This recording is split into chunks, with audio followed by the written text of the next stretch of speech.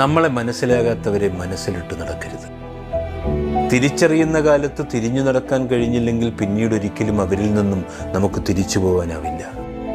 ഒന്നും അധികമാവരുതെന്ന് പറയും. ഒന്നുകിൽ അത് നമ്മുടെ മൂല്യമില്ലാതാക്കും, അല്ലെങ്കിൽ നമ്മൾ കൂടുതൽ വേദനിക്കേണ്ടി വരും. അത് സ്നേഹമായാലും പ്രണയമായാലും ബന്ധങ്ങളായാലും.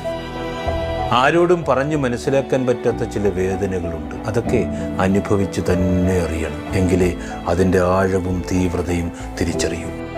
നമ്മൾ ആരുടെയൊക്കെയോ ആരൊക്കെയാണെന്ന് കരുതും. സത്യത്തിൽ ആരുടെയും ആരുമല്ലെന്ന് കാലവും അവരും നമുക്ക് തെളിയിച്ചു തരും.